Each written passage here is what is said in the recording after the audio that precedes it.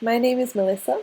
If you're like me, devouring knowledge online in bed before starting my official day working in my business, or like me a few years ago, poring over resources after work to learn everything I could about growing my business and keeping up with this digital world, I feel you. This is for you. Firstly, it's great to know that what you're doing works. Spending hours and hours exploring information online and learning what you can do to change your business and improve your business, it works. Keep doing it because it takes you closer to building the life you want, which makes sense, but it's nice to hear it. I won't be making you listen to a billion testimonials or wasting your precious learning time with crap about my business that you don't care about. Frankly, there's nothing I hate more than when educational videos do that. I know you're trying to grow your business, and I know every minute counts, especially if you don't have a lot of time to learn, which most of us don't. It's nice to get straight to where you want to be, and this video is also for you for that. So let's get straight into it. Bombo is about business design. So this content is nothing like what you usually learn and will amplify the rest of what you are learning. It's all connected. The goal of business design is to build a business that is awesome. So you want customers to crave what you're doing.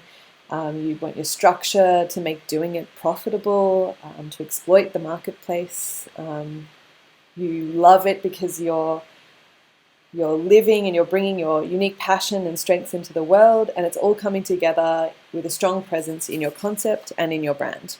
So this is the goal, and how we get to this goal is strategy. I see strategy as placing bets, and this perspective is about recognizing that there are many paths to a destination, but that if you don't pick a path, you'll stay at square one. And if you keep meandering across different paths, you're just wasting your own energy. So your strategy isn't the plan, it's the plan you've picked based on your interests, strengths, how the market is responding, what customers are wanting, and how your business can bring these together. And that is how I see strategy. So it's not just about thinking or about planning or about writing a guide. It's about placing a bet. So an incredible strategy is optimizing your bet to be as effective as it could possibly be. It involves overcoming any self-sabotage by accepting that there is risk involved that comes with all those unknown unknowns, and realizing that when you place these bets, and when you create your optimal strategy, your intentions are trying to live more of the life the way you want to live it. And if you focus on strategy that way and see strategy in that way, it becomes something that's very empowering instead of very daunting. I work typically with two kinds of people based on what approach to strategy suits and how strategy fits in to their strengths. So one of my groups is my dreamers, and these are your quintessential ideas people. They've got ideas, they've perhaps got a challenge that they want to solve, a purpose, often highly, highly creative, but perhaps they don't know how to turn that idea into a business or into that, how to make a niche and how to really craft that idea into a thriving enterprise. And so what happens is they sit in their area of strength and their area of comfort, which is ideas, and they just keep coming up with new ideas and never placing that bet, moving that strategy to move forward. So you're very much stuck in the early stages of business and not getting out there and building it and doing it. When they do, it is absolutely incredible because that passion is just in it, and it's amazing, and the concepts are, ones you could never imagine. So you really need that strategy to let your ideas impact the world. The other group is my builders. Now, these people can take the shittest idea you've ever seen or heard of and turn it into an incredible company. What they need is great ideas, because great ideas, they're not ideas people in the conventional sense. They're problem solvers, certainly, engineers, tinkerers. But a great idea allows them to get excited and to use all of that juice. And when they can do that with a great idea, the business that they run thrives. And it's amazing. And it's just amazing as the dreamers' businesses, but a different pathway there, different types of bets along the way. So my dreamers and builders thrive with the secret sauce that is my methodology. And if you want to understand how my methodology came to be and why to trust it, that kind of thing, you can subscribe to my newsletter. There's a link in my Instagram bio. And my website's footer, or send me a DM, whatever it is, so that you can subscribe, and I explain straight away in the first email that you receive how that all works. Today is about getting straight to the point. It's no fluff, how I love it, and I'm sure how you love it too. And so it's focusing on what it is, not how it came to be, and just getting straight into the parts of the system that I nicknamed DARE. It's highly useful to both dreamers and builders, and it's fundamentally how I do what I do. It's the 4 key pillars and how they work on the inside, so that you can run with them if you want, you can understand how I do what I do, and you can start improving your business straight away right after you finish watching this video, or also if you're like me, while you're finishing the video. So, uncovering how dreams are built. This is all about knowing what bets to place and how to start working out what those bets are and how to structure those bets. You could kind of see it as creating a type of business plan, but it's nothing like that. You might not even write anything. Just keeping it in your head and understanding what is that process for transforming your business? What is my process for transforming your business? And there's one thing I want to get out the way straight away, which I hear, and it's a way of thinking about business that is not going to serve you in building your dreams. So quality is not competitive. I often talk to people and I ask them, what differentiates their business, and they'll tell me, it's really good quality. We're really good at what we do, or it's really sustainable. And eco-friendly, and these things are fantastic, and they are crucial to business, don't get me wrong. You need to have both of those things. You need to make sure that you're looking after the world, looking after your customers, you're delivering a solid product. There's nothing wrong with delivering a solid product. Absolutely, it's important, but it is not competitive. It is expected. People expect that your product should be quality. If you're not delivering a quality product, that's a massive problem. And you can't even use this methodology because it's just going to bring you customers that you're going to piss off. So it's really important to understand that quality is not competitive. And the reason it's not competitive is it's not a differentiating factor. It doesn't make your business stand out. It doesn't make your business different.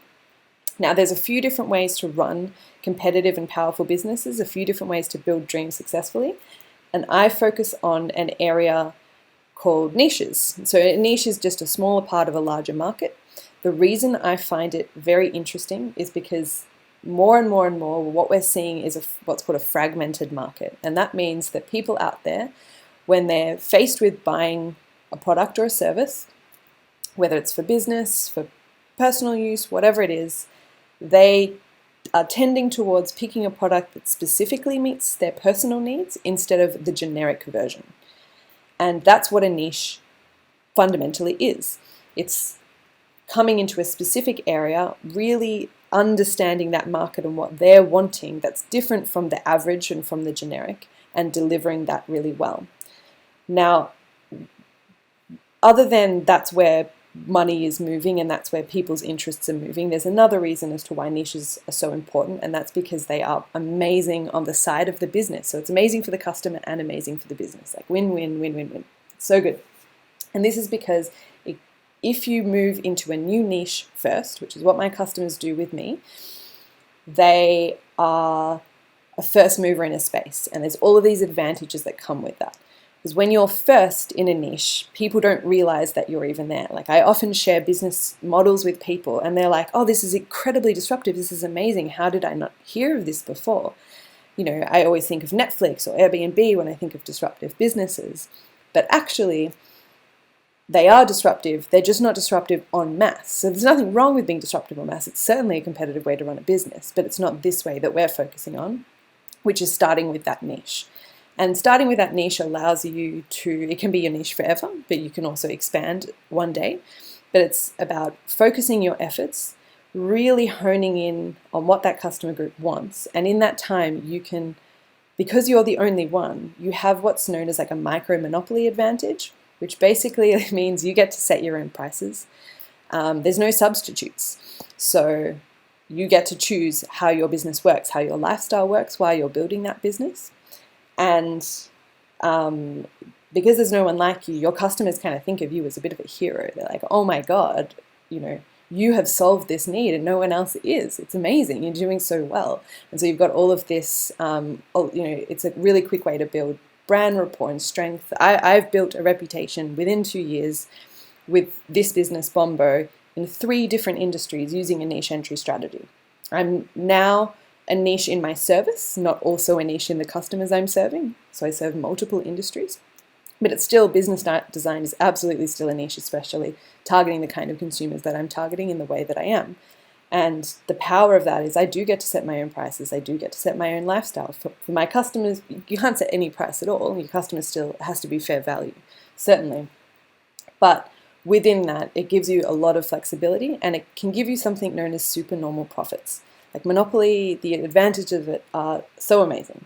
So quality is not competitive. Differentiation is, especially in a niche way. And we're going to learn more and more about how that works. So this exploration today, I've created 4 totally fictional businesses. And it's fun, but it allows you to learn and understand and digest what I'm trying to share with you in this model in a way that allows you to kind of get rid of your day-to-day hang-ups and just absorb this knowledge without kind of comparing it to other things. And it's a chance to understand not only how it works in a very deep way and to really inbuild a lot of that knowledge really quickly so that you can really get to work with it, but it also helps you learn it to a degree where it starts amplifying other things instead of competing with them, which is really good. So how to transform your business is all about placing that strategic bet. And the methodology is DARE, so I want to invite you, if you dare to run a competitive business, if you dare to build your dream. And this is how. I'd like you to meet our first business and our first business owner. You can meet Sam. He's worked out a convenient new way of delivering a daily staple for workers in a way that is easy and timely. It's amazing. His service is accurate and reliable. He's a logistics industry professional from a blue chip transport giant. He delivers with outstanding success. It's on time, every time, consistent, it's reliable, it's operationally excellent. Like, he gets it. He can deliver this model. It's awesome. Resonating. The concept is it's shirts for the lazy. Pretty great. He noticed a valuable niche in the market and they're demonstrably eager for the service of fresh linen affordably. He can give it in a way that's a great price. It's just a great concept and it's delivered well. Like, it seems like a super competitive business, right? But it misses out on something. This is Lawn Drive. We replace your dirty shirts with similar clean ones. It's just not that great, right? There's something missing. There's magic missing. This is a business lacking delight, the first aspect of the methodology. So delight is presence by design. It's deliberate magic. The crime of Lawn Drive, there's kind of 2 crimes that you can kind of have in this space. Here's sort of both of them.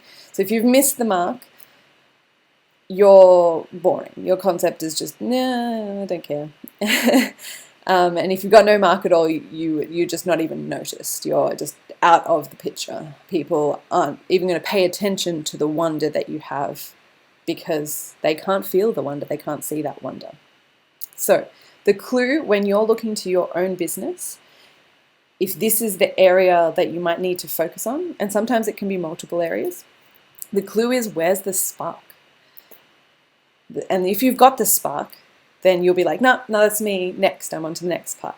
If you don't have that spark, let's have a look at a real world example so you can kind of see how this works. So we've got a fish and chip shop I found online. Free for commercial use stock image. So it probably looks like a fish and chip store near you, right? I've never been there, but it's probably good. It's probably like all of the others. But tell me, when you wake up in the morning and you want to run your business idea, do you want to look like everyone else? Do you want to be like everyone else? Because it works. People will come and they'll come back. If it's a great product, if it's quality, they'll keep coming. But is it competitive? Like, where's the spark in this? Where's the magic? It doesn't move me to action. I'm not excited about this fish and chip shop because it looks like every other. And when I wake up in the morning, I don't want to just make ends meet. I don't want to just be okay. I want to run an incredible business. I want to run a craveable business. And it's about that differentiation and about that magic. So, what's wrong with this picture? It's emotionless and it's obvious. And the way around that is to uncover the emotion in your brand and to add nuance, to make it different, to make it unique, to make it niche, to find that niche. And that nuance is, along with emotion, is where spark is from. It's the foundation of the spark that we focus on in Dare. So the challenge that we really need to do to be able to solve that problem is creative problem solving. That's the thing we need to do. And there's a discipline called design thinking. It's also called human-centered design. An evolution of it is called systems thinking. And basically, it's just an area that focuses first on problem solving in a creative way to uncover what the emotions could be around your product, what the nuances could be in a really powerful way. So if this is an area for you, you can go off and start learning things from design thinking, especially empathy mapping. If you're listening to this and you're like, what is going on? You can message me and I will send you for free my empathy map. No probs. You can also download them online. I think mine's better. It's got some extra bits and I can help you understand it. But basically, design thinking will help you work out what the emotions are related to your product. And it's really crucial part of our methodology. It's 25% of getting it right. And getting it right is playing your cards right and optimizing that bet to build your dream. So the next business, we've got a brand in digital detox. They're carefully targeting out stressed out corporates of the gap year generation whose behavior indicates that they're actively seeking wilderness. This is a real trend that we're seeing right now. It's absolutely resonating with its audience. It's ticking that box. People need this and they're offering a service. Great. It's got the delight. It's not missing the problem of Sam's business. It's called Day Trip. It's teleporting for real. Who has not dreamed of instantaneous travel? Because the best way to be somewhere natural is to go and to immerse yourself in that world. Magic. It's behaviorally engaging. Day trip customers are stressed, so the entry space from the second you walk in is primed with a natural scent known for its neurologically soothing effect. It's very beautiful and they bring you into that space. But when you get there, you pop on a headset to be immersed in this natural world. And people are getting mad because they're coming here and the promise is immersive digital detox. The promise is teleporting for real. And it's kind of teleporting for real, but it also kind of feels like a lie. And you're probably thinking, my business isn't lying to people. But let's look a little bit closer, because this isn't about intention. This is about execution. So this is a business without alignment. Alignment, as we define it in our system, is operational fluency. It's deliberate process. And you're thinking, well, this sounds more about promise than process. But remember, if your process backs up the promise that works, then you are delivering a strong service. So process is a very important part of that coin that I see a lot of businesses neglecting. So the crime, if we've missed the mark a little, it's broken promises. People are just a bit like, oh, I love this part, but yeah, you could have probably fixed up that one. I kind of was a little offended by that. When I was expecting this, something else happened. And if you've got no mark at all, you're just growing blind. You're just stabbing in the dark, trying out new things, jumping out of your comfort zone, things that could be great, but there's nothing backing that up in process. So the clue, if this is happening in your business, is that you're putting out spot fires. I often see businesses that are struggling in this area, really, really high staff turnover if they've got staff, or there's just this feeling of, if anyone listening here has, as part of exploring their business, jumped way out of their comfort zone, perhaps they've decided to build their own website or something like that, and you move like 2 steps forward and it's all looking great and amazing and it's so easy to build my website on this new platform, and then suddenly you're like 20 steps back and 3 weeks later and you feel like you're behind where you had started because all these unknowns came out of nowhere and you were promising you were promised this wonderful website experience or whatever it was, and then suddenly there are all these spot fires along the way. There's this sense of like dread of like, I don't know what's coming next, but I know that more things are probably going to come and that they're unknown. And unknown unknowns will always happen to businesses being the first of their kind in a niche, certainly. But if you're getting unknown unknowns out the wazoo and you're not anticipating them, chances are there's a problem in process alignment. So, real world example is Fire Festival. It takes this to a logical extreme. If you've not seen the Netflix or the Hulu film about Fire Festival, go and watch it. It'll make you feel better because you're probably not this bad. But basically, it was a festival sold via influencers, very big ticket prices. So to get to this festival on a private island, super tropical, it was like $100,000 for like a private jet there for your ticket, and a luxury gazebo. There's all these different structures. The brand was gorgeous. Everyone was selling it. It was like Ja Rule was on the investor list. They'd got investors pumping cash. They had customers pumping cash. Everyone just loved it. And the owner's intention, whether we think they were like a psychopath or not, the owner's intention didn't seem to be to lie to anyone. He wanted to run the festival. But there was nothing in place to back it up. No one knew what they were doing. No one knew how to get it from what they had promised to making it happen. And it was a disaster. The people arrived at the festival and they were stuck on an island that had like moldy beds, and it was wild. But this can happen on a smaller level in your business as well, where your promise isn't being delivered. That expectation that you've crafted is just not quite getting there. So what it looks like is, or what the problems are underlying this, is idealism and insufficient skill to back up that idealism. So to solve that, it's about tempering your optimism, to take it down a notch until you ensure your capabilities are matching. And it is, in some ways, that is simple. The skill underlying it is analytical reasoning. So being critical thinking, being a critical thinker, applying Bayesian logic, whatever it might be. The typical domain to learn if you really want to fix this part of your business is competitive strategy. Operations and logistics helps as well. But for the part of our business related to niches and selling and having that competitive model is all about this world of game theory, kind of treating business like chess.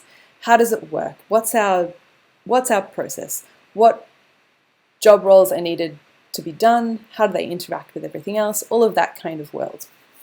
And the more you learn about critical thinking, competitive strategy, the better you're going to be to apply those processes into your business. And it's the second really, really crucial area of our strategy. So the third fictional business is Kompu. It's adorable.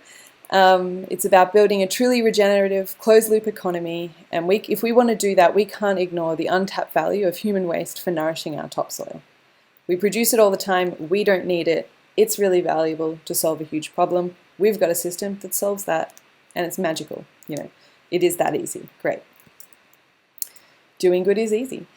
So Kompu effortlessly integrates the sustainable living game changer into increasingly busy lives by collecting and transforming your waste into compost. It's awesome. It's easy to do. You don't have to think about it. Discrete design. So we want to make sure it's aligned. We realized that the promise of this shouldn't involve the image on the left, so we really worked it down and we've got the image on the right. This prototype has been transformed into a secure and minimal design suitable for all. Wear it under your clothes. Available in every size and skin tone. Hypoallergenic, and it gets the job done like you couldn't believe. But there's a problem here. Imagine being in a work meeting with the Kompu on. That's a bit awkward. It's just there's this uncomfort, even if it's not the time, it's just knowing that you're wearing Kompu is probably enough of a turn-off. Like, do I wear it every day? I might need to poop once a day. There's just something wrong with this. Look at all these gazes. Imagine they're all wearing Kompu. I tried to find an image that reflected that awkwardness as much as I possibly can and let it kind of hang in the air. So the problems here is that this is a business failing to resonate. Resonating is about tapping a zeitgeist. It is deliberate culture. So the crime, if you've missed the mark, is what you're doing just feels a bit wrong, just a bit, or maybe a lot. And if there's no mark at all, it's just totally irrelevant. People are just like, yeah, nah, none of that, not happening. Hard no, as the Canadians say. So the clue about if this is happening in your own business is you have to tell your market what they like. Now, when you say it like that, it starts that you kind of think, oh, maybe that is making a bit more sense. Like, I have to tell people they should like this. It's not just because I'm ahead of the curve. It's because they're not getting it. And they're not getting it because this doesn't connect to their culture. And there's a lot of reasons how that can be. So a real world example I've got, don't read the text just yet. Basically, this is a real product, and it does sell well. And I've seen it, and it's beautiful. It is a bassinet. It's called the snoo. And the snoo is a bassinet that moves and makes sounds that mimic the womb. So it's not just white noise, it's actual like womb type sounds, and it puts babies to sleep. And that's great. If your baby's struggling with sleeping, this is really great. A lot of people do love this product, but I just thought as a real world example, it really looks at this complexity in a really interesting way. So I wanted to read the review I've popped on the screen that I found. So someone had said, I found myself feeling rather guilty sometimes in two scenarios. One, when I put my baby Ruby in the snoo, when she was fussy and clearly tired. Or two, when the snoo calmed and upset Ruby. Here I was letting a machine calm my child. Was that my job as a parent? Was I missing out on critical bonding? Oh, just all these unknowns. And even if that's not a problem, the fact that other snoo reviews that person has read, and that I have read, mention similar feelings, shows that there's a cultural mismatch here. There's this, we're in a culture where machines doing the critical role of parents doesn't fit. Whether or not that's a bad thing is not what we're discussing here. Whether or not it's a good concept or not is not what we're discussing. We're just saying, does it fit the culture of the audience that snoo is sharing to? So, first problem, your market is everyone. You wouldn't even believe how many businesses I talk to, and they want to make it big, and they're ambitious, and they've got a great idea, and it's the line, they can deliver on it, and it's a beautiful brand, and their target market is everyone. And I've said it before, and I'll say it again, a piece of me dies every time I hear that, because it is bad. It is crippling your businesses in ways you don't know if your target market is everyone, because you're unable to resonate with people.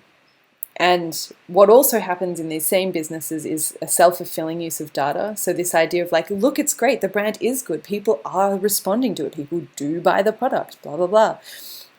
And here is a fact that proves that what we're doing makes sense. Google Glasses did it as well. Like, they had this product, it was way ahead of its time. They've released it a second time, and it was a flop a second time, totally as they picked it would be. Because people just aren't ready for that culture. We're not ready for a world where our eyewear scans the world around us and displays augmented reality. Even if it's just for finding our directions, we're uncomfortable about it. It doesn't work. And there's lots of different cultures. There's huge cultures and tiny cultures. Every person is just layers and layers and layers of all of the different cultures they subscribe to. It's another way of seeing community. And it doesn't have to be the big obvious culture like your ethnicity or the country you grew up in, the color of your skin. Your culture can be a micro thing, the business group that you're part of, the particular way you like spreading, Vegemite onto your toast, whatever it might be. You're a mix of lots of trends, and each of those trends on its own isn't unique. And that's how we can make a business that thrives with enough demand to satisfy it, by tapping into niches, because the niches themselves that we choose aren't unique. They have enough demand in them.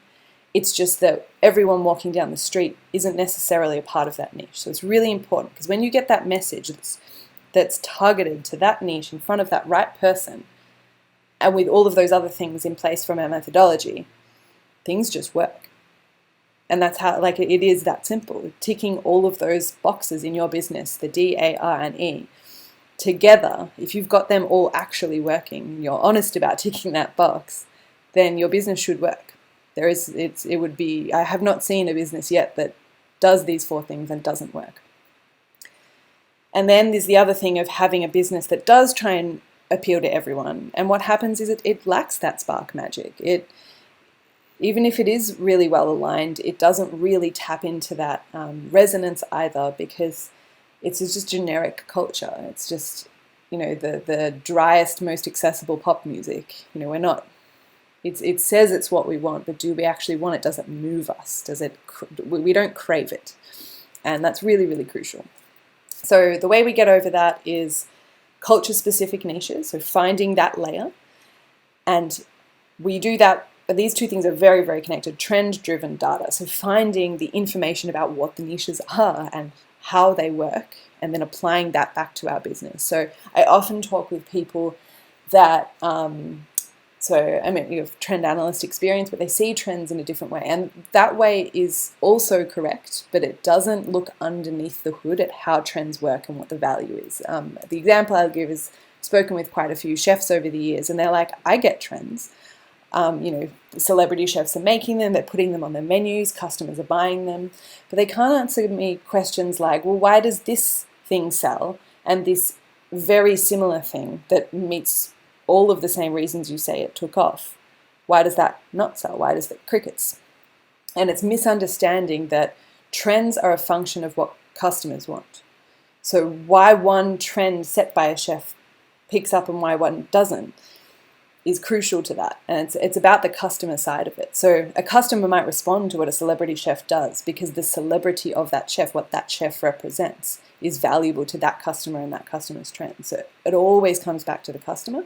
And trends are a measure of cultural attention and a measure of the zeitgeist. So once again, it's that idea of tapping the zeitgeist, deliberate culture. So how to do that? Niche cool hunting is the thing you're trying to do. So cool hunting, like a great example in Australia, Kmart used to be a brand that people didn't really resonate with, and a lot of their products were just a bit meh. And then they got these category buyers in, which were people that went around the world. Their job is to cool hunt and find the most awesome things that are trending and just amazing, and they're very cool people. And they started putting those products on their shelves, and from multiple different niches. So you might not like one product, but all the others are really amazing. And that cool hunting, that activity of finding what works and how it works and understanding why and putting that into your business, it just exploded. Now Kmart is a cool place. Their brand still isn't cool, but the products that they sell within it are. And then that comes to that second point of applying social trends. So applying social trends is the area, so both understanding and analyzing trends and then applying them. That domain of trends and trend science and data analytics, that is the area that helps you resonate in your business. The more you learn about that world, the better. There's an awesome company there, a subsidiary of a major advertising agency group, and they're called Sparks and Honey. On Facebook, once a day, they release a video that talks about the trends in the last 24 hours around the world in human culture. They're not niche, they're generic trends. But each trend, once again, is niche to different people if you understand how it looks. So that's a great place to get started. But there's plenty of places around. Definitely keep having a look in this. So, next business. This business is the final aspect of the methodology, and it's one it comes from a very new area of science comparatively, or a new discipline comparatively, and it's important, but it is a little bit tricky to understand. So bear with me. I've delivered it as simply as I can. So, the company, Only the Best. It's a health system developed by each of the world's leading voices on fitness, nutrition, and well-being. This is a system that works. It is aligned. Clean culture resonates with the most engaging content and advice that our customers love. They are signing up in droves to try us. It's a great brand. Health now.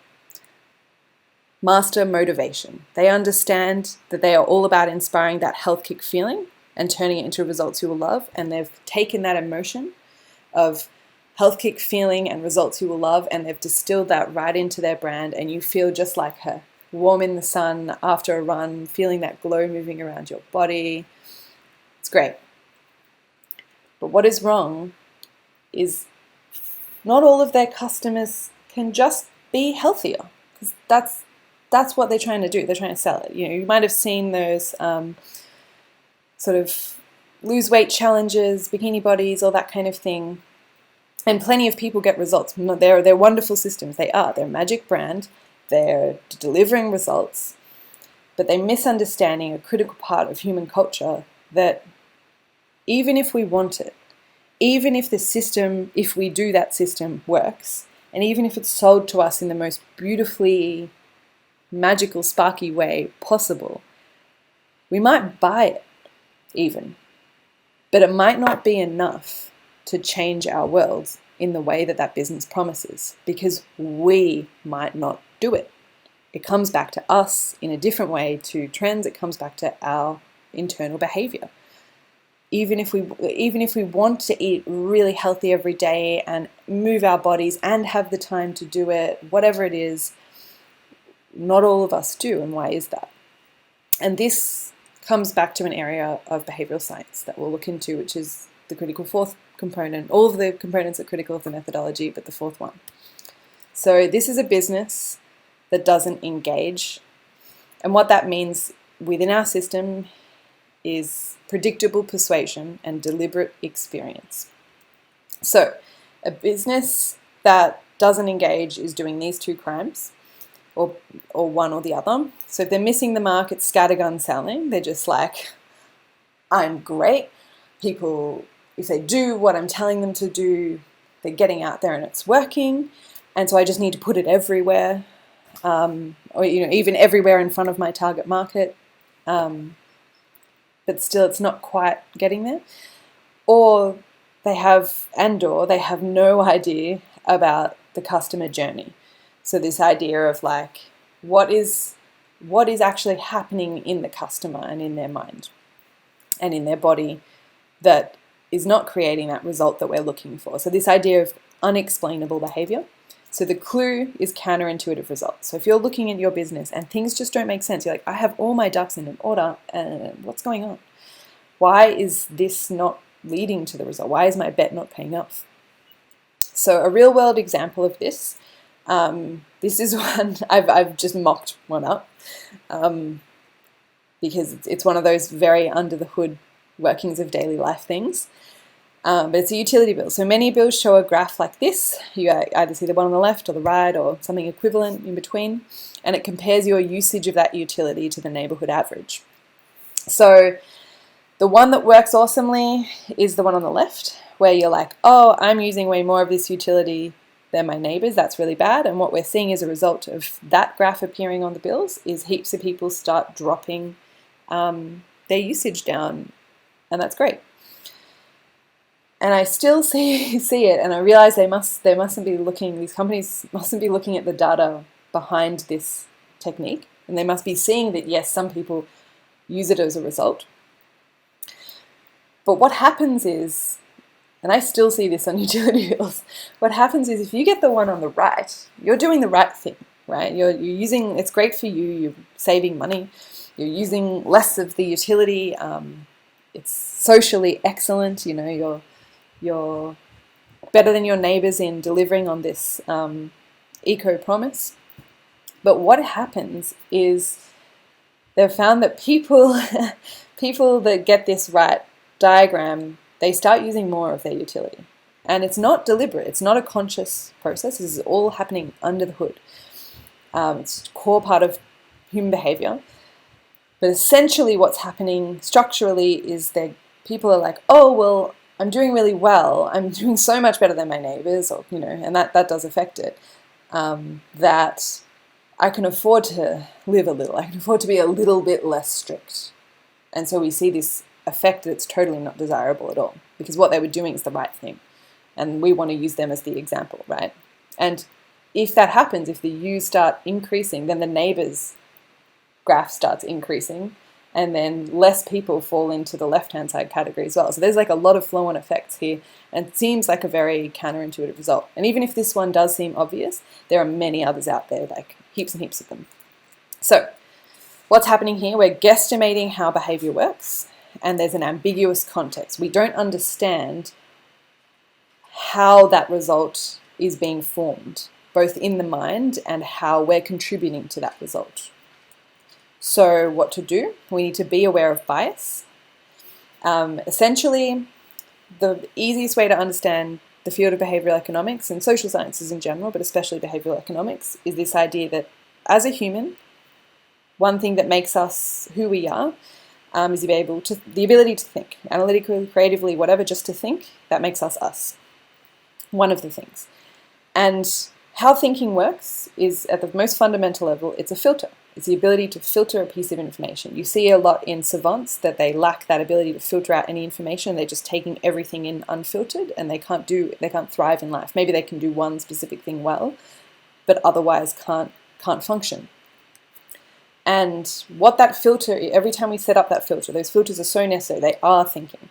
Each of those filters is also a bias. So humans, there isn't humans with less bias or more bias. We are all biased, and we are all riddled with bias. But being aware of the bias enables us to understand that it is happening and how it works. And then what that enables us to do is to shape how our environment, how we react in our environment, how our environment changes our behavior. And this is all about guiding choice. So people that guide choice for a living are called choice architects. There's not many of them in this job role around. Once again, it's a newer science. But I had the pleasure back in my advertising agency days of working in an agency that had a behavioral science lab, and the work they were doing was amazing. And it's from a field known as behavioral economics. So that's our fourth area of our system, and the more and more you can learn about behavioral economics and nudges, the more you can understand how choice architecture works and how you can frame choice in your business in a way that enables your customers to do more of what they're wanting to do with you. And that's actually a really wonderful thing. It's not creepy persuasion, because at the end of the day, if someone doesn't want to do something, if you ever had like a political conversation or seen a political conversation where someone's trying to persuade someone else to have the opposite perspective, it doesn't work. It doesn't work at all. That's always the case with humans. Persuasion isn't as scary as people imagine, because if we really don't want to do something, we won't. This is all very micro and subtle, but lots of little feathers on the board, tip those scales. And that's what behavioral economics is really about. And it's not the only, but one of the bigger disciplines in that is called nudging. And nudging is all about doing something that affects a little change en masse of a lot of people. And these things, whether people realize it or not, whether they're doing it intuitively and being accidental behavioral economists, or whether they're consulting with behavioral economists, or having learnt techniques themselves, behavioral economics and choice architecture is around. It's just whether or not it's desirable. So an example that you can see before is when you sign up to an email list, especially in the early days of this nudge before everyone knew about it, it would automatically check you in to signing up to the mailing list when you're checking out your product. And you saw it there. You might click it, you might not. And we knew after a while that what was happening is our laziness was being exploited. And that's one of setting a default is what that is. And that's one category of nudges. There's many, and there's hundreds and hundreds of biases and heuristics. But it gives you a little idea that whether we like it or not, an experience is formed, and a structure for choice and decision-making does exist. But does it work in our business's favor? And does it work in our customers' favor as well? So I use this a lot in journey mapping and experience design, where the business might have a goal and the customer might have a different goal. So for example, customer might log onto the website because they want to see what you're about. You made them curious. You want them to be directed to a sale or directed to some other business goal. And right at the top of your website or early on, you have your whole social media feed, or follow us on social media at links quite high up on the website. And then what happens is the customer, they're like, "Ooh, that looks cool," and they click on it. Great, it's your content worked. It engaged someone. Engage someone onto their social media, where moments later they've forgotten about you and they're in their husbands, exes, sisters, families, travel photos from 2004, and they've forgotten all about you. So the goal of your structure is meeting a random goal that the customer ended up having, but it's not actually meeting a business goal. So that's kind of another way of looking at that as well. And if you've got your social media happening at the top, maybe, and your website's not converting people into customers, maybe put that down the bottom and real small, because if they want to find it, they will. That's cool. If they're like, I need to find social media link on this website, that's my goal, they can use the search panel or whatever else. So anyway, that's that.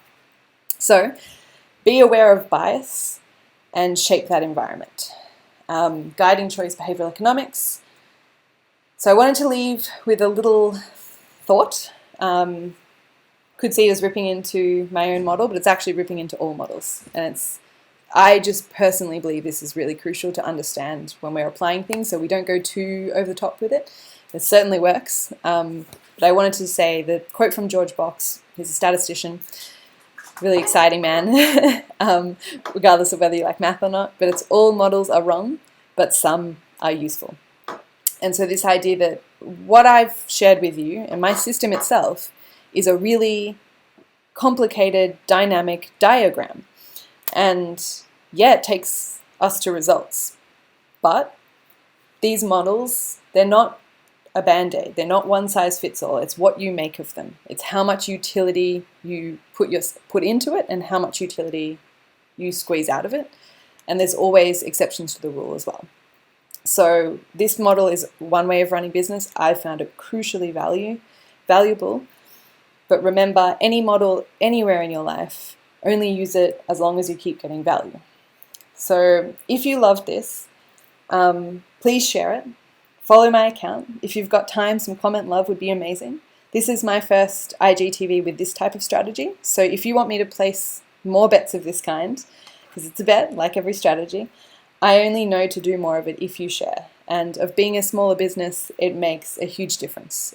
So I hope that you dare to build your dream. And if this has meant that things have clicked into place for you and you feel like you're starting to untangle some of the mysteries of business and strategy, please get in touch. There's nothing that gets me more excited than seeing my dreams bringing other people, dreamers and builders, closer to their dreams. So thank you so much for listening today.